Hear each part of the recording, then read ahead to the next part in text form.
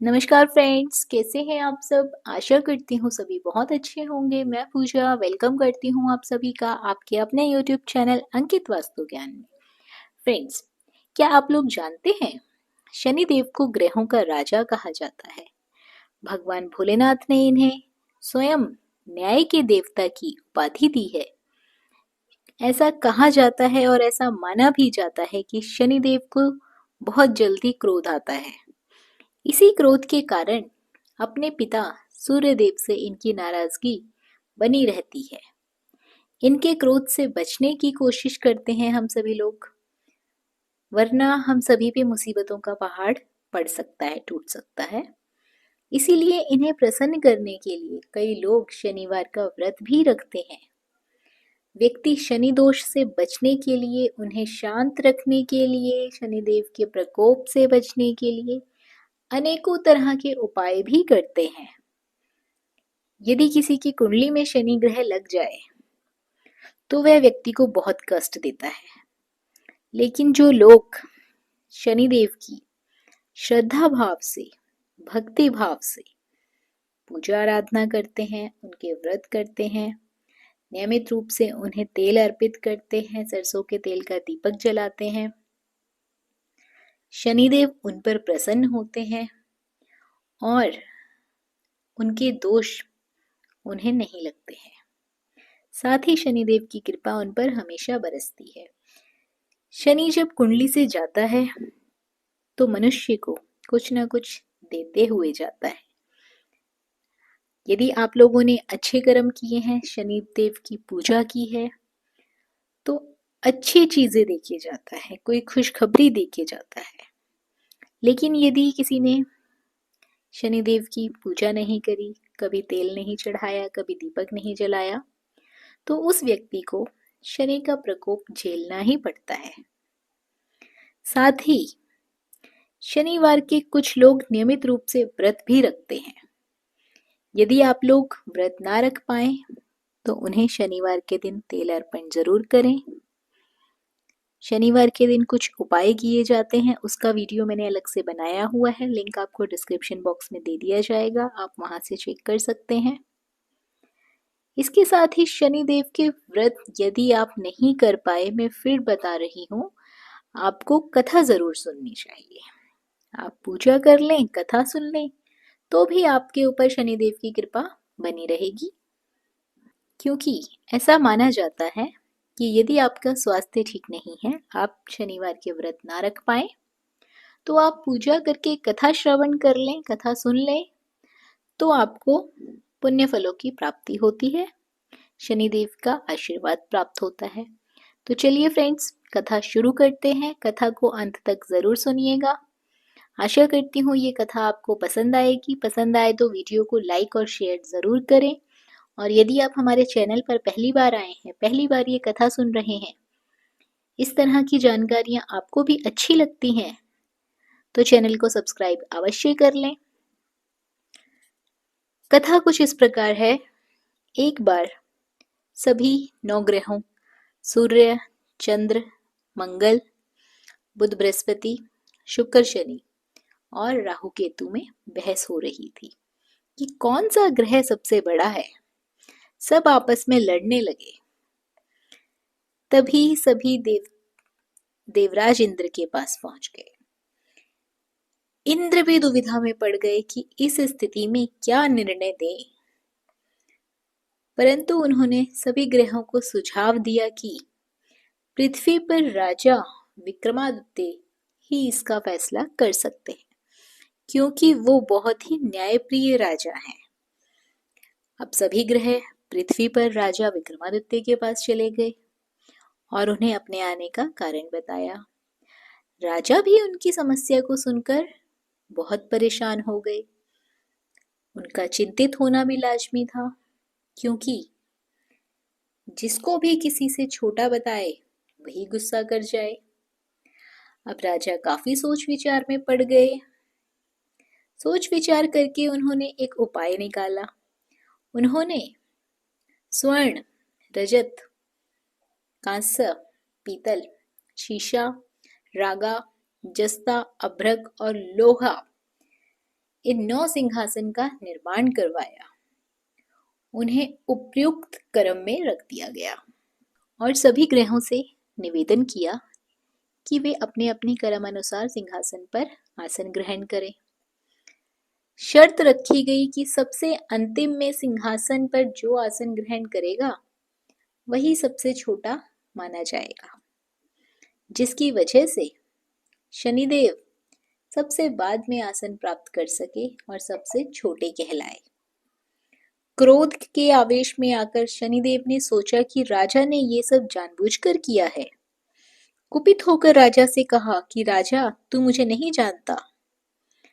सूर्य 1 राशि 1 महीना, चंद्रमा 1.25 महीने, 2.25 महीने 2 दिन, मंगल 1.5 महीना, बृहस्पति 13 महीने, बुध और शुक्र 1-1 महीने विचरण करते हैं, लेकिन मैं 2.5 से 2.5 7 साल तक रहता हूं।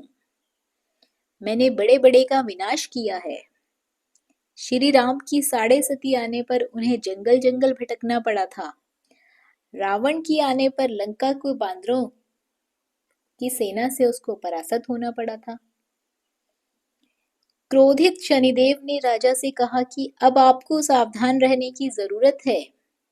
इतना कहकर शनिदेव कुपित अवस्था में वहां से चले गए। समय गुजरता गया और काल चक्र का पहिया घूमते घूमते राजा की 6.5 आ गई। तब शनिदेव घोड़ों को सौदागर बनाकर राजा के राज्य में गए।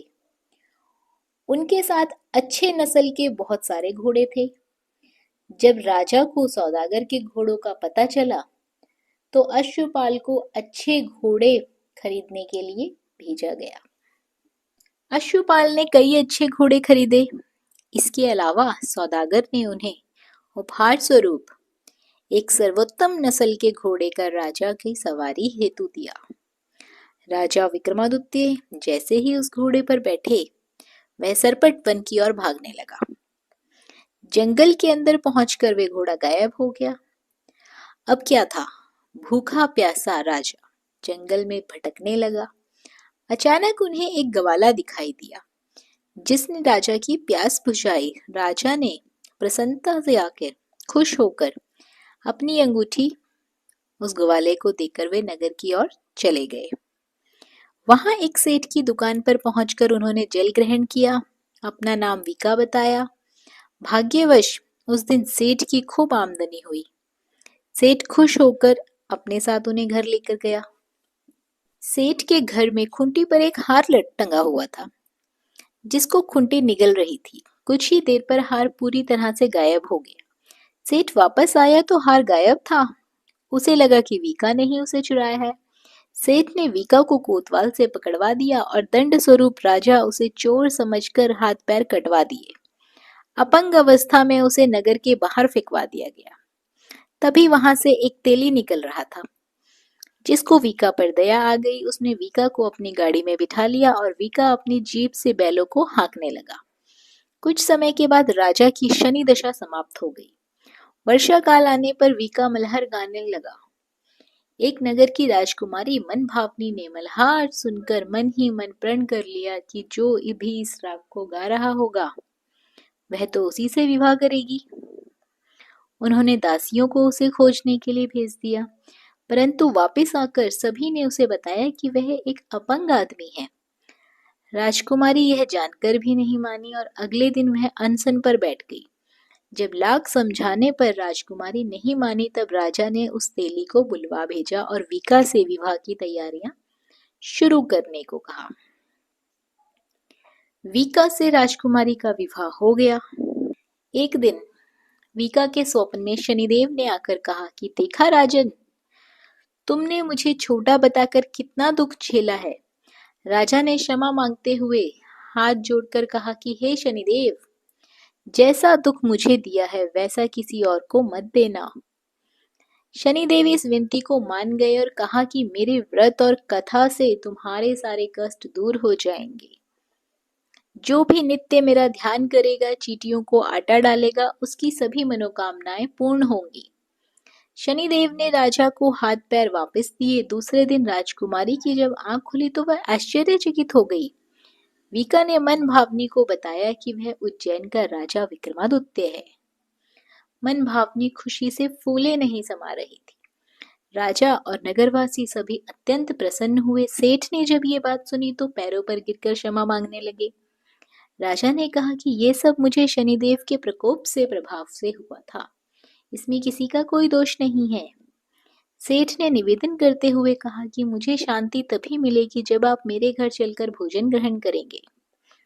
सेठ ने कई प्रकार के व्यंजन से राजा का सत्कार किया। जब राजा भोजन कर रहे थे तभी जो खूंटी हार निकल कर गई थी, वही खूंटी अब हार को उगल रही थी। सेठ ने अनेक मोहरे देकर राजा का धन्यवाद किया और अपनी कन्या श्री कुंवारी से प्राणी ग्रहण करने का निवेदन किया। राजा ने सहर्ष स्वीकार कर राजा अपनी दोनों रानियों मनभावनी और श्री कुंवारी को लेकर उज्जैन नगरी लौट गए। सारे नगर में दीपमाला और खुशी मनाई गई। राजा ने घोषणा करते हुए कहा कि मैंने शनिदेव को सबसे छोटा बताया था, लेकिन असल में सबसे सर्वोपरि तो वही है। तब से सारे राज्य में शनिदेव की पूजा और कथा नियमित रूप से होने लगी। सभी लोग उनकी पूजा करने लगे, कथा सुनने लगे। सारी प्रजा के बीच खुशी और आनंद का वातावरण बन गया। शनिदेव के व्रत की कथा जो भी व्यक्ति सुनता है या पढ़ता है, उसके सभी दुख दरिद्र दूर हो जाते हैं। शनिदेव की उन पर कृपा बनी रहती है। तो फ्रेंड्स, आशा करती हूँ ये कथा आपको पसंद आई होगी। उम्मीद करती हूँ कि शनिदेव की पूजा भी आप भी लोग भी करेंगे, ताकि हम सबके कष्ट दूर हो सके। शनिवार के दिन सरसों का तेल शनिदेव को अर्पित किया जाता है। एक दीपक जरूर जलाएं, उसमें काले तिल, काली उड़द, काली दाल और एक सिक्का शनिदेव को जरूर अर्पित करें। ऐसा करने से शनिदेव के प्रकोप से बचा जा सकता है। अन्य उपायों के लिए आप हमारी दूसरी वीडियो देख सकते हैं। तो फ्रेंड्स, वीडियो को लाइक और शेयर करना बिल्कुल ना भूलिए। साथ ही चैनल पर पहली बार आए हैं तो चैनल को सब्सक्राइब कर लीजिए। धन्यवाद।